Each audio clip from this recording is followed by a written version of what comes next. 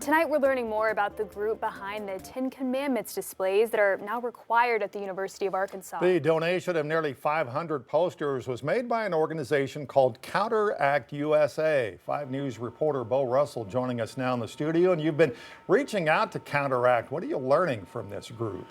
Darren, yeah, I've been reaching out, but not with much success. I haven't heard back from them yet, but according to their website, the group has ties to conservative student movements across the country, and their latest donation is drawing criticism from national advocacy organizations.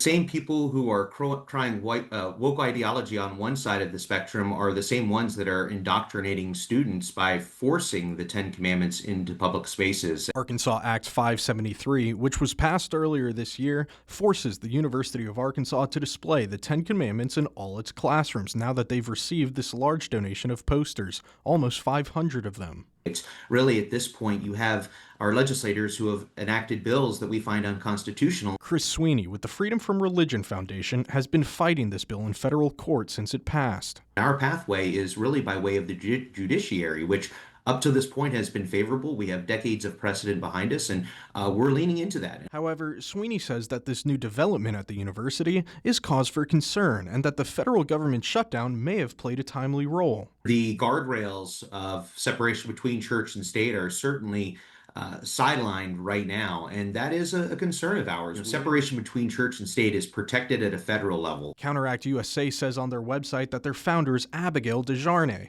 a former U of A student who is vice president of the university's Turning Point USA chapter. I asked Sweeney if Counteract's involvement at the U of A could be a precursor for other universities in the area. We know organizations that like Turning Point or Counteract, who are active on other campuses, are following model legislation that they're trying to replicate at other campuses. I spoke with students on Thursday when the decision was announced. Wait, that's actually happening? That's real? At a state public university? I think it's a good thing, honestly. Okay, why? Well, I'm very religious, and I think those are the building blocks of kind of humanity. Shouldn't have one statement about ethics and values about one religion in place whenever we don't have enough about another. Turning Point USA's chapter at the U of A say they have nothing to add. In the meantime, I'll continue to reach out to Counteract USA for more on why they made the donation. I'm Bo Russell, 5 News. All right, Bo, thanks. New tonight, the Arkansas Highway Police seizing about 3,000 pounds of illegal marijuana from a commercial vehicle. This all took place on I-40 in Crawford County. Officers found it during a routine safety inspection, hidden on 6 pallets in between a load of pool tables. The driver, 43-year-old Steve Williams, was arrested and booked into the Crawford County Detention Center. He was believed to be traveling from California to Florida. He is now facing intent to deliver and firearm possession charges. We've also learned a woman from Russellville died in a head-on collision this morning in Johnson County. It happened on Highway 64 near Knoxville. The accident report says a Jeep was traveling eastbound when it crossed the center line, struck another car traveling west. Mary Mission died after the collision. The driver of the Jeep was taken to a hospital. A jury trial has been set now for a 72-year-old woman accused of racing her grandson on a highway in Logan County that ended in a crash that killed 2 people. Martha Phillips is accused of buying her grandson a sports car in Missouri and then racing him down Highway 109.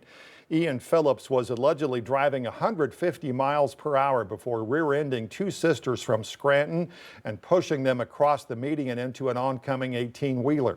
Martha Phillips' trial for 2 counts of manslaughter set for June 15th. Ian Phillips is being charged as an adult for 2 counts of second-degree murder. The U.S. Department of Agriculture is canceling its long-running report that tracks hunger across the country. The Household Food Security Report often ranked Arkansas among the hungriest states. 5 News reporter Claire Everbach talked to local organizations today about why this is an ongoing struggle in Arkansas. According to the USDA, Arkansas is the most food insecure state in America. I talked to local food pantries today who say this problem is worse than ever.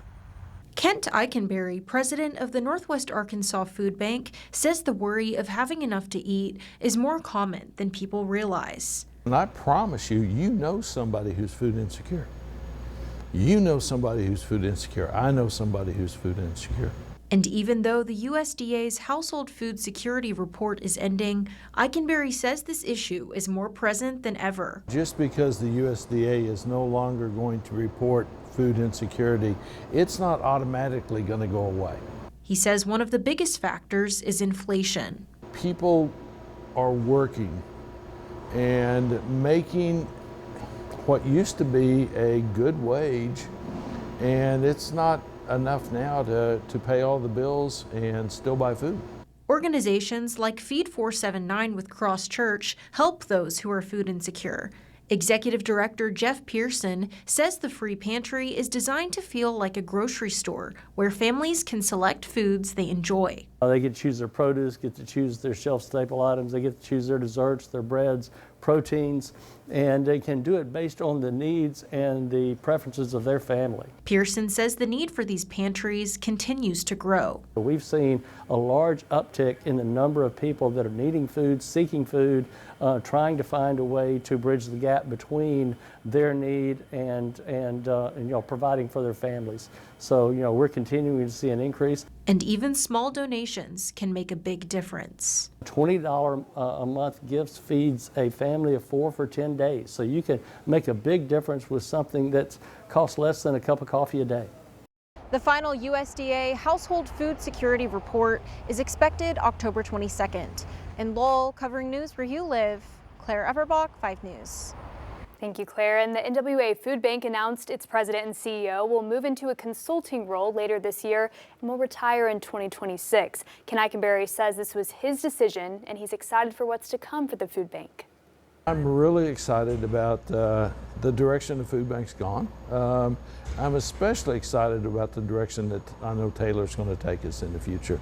I would not be leaving if I didn't have 100% confidence that the food bank's going to be better than it was today.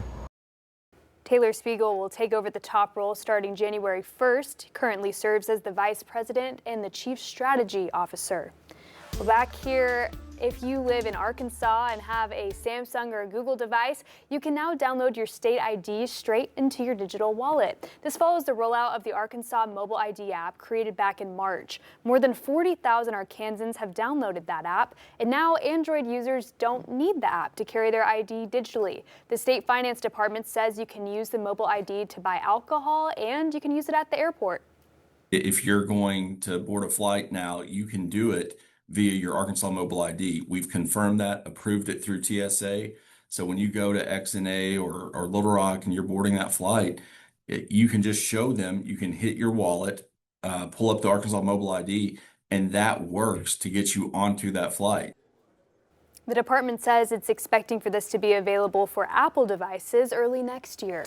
In Fayetteville, the city's Board of Education will hold a special meeting this week to fill the vacant seat for Zone 4. The school board, the board says 7 residents applied to be considered.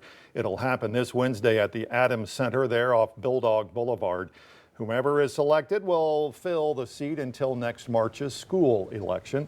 And we told you last week the former Farmington police chief died a month after retiring from his department. Well, now Farmington police are sharing details of a celebration of life for Brian Hubbard.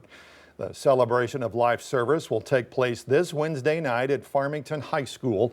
Hubbard's funeral was held over the weekend in Perry County. Now, the department says in memory of Hubbard, you can make donations to St. Jude Children's Research Hospital or the Shop with a Cop program at the Farmington Police Department.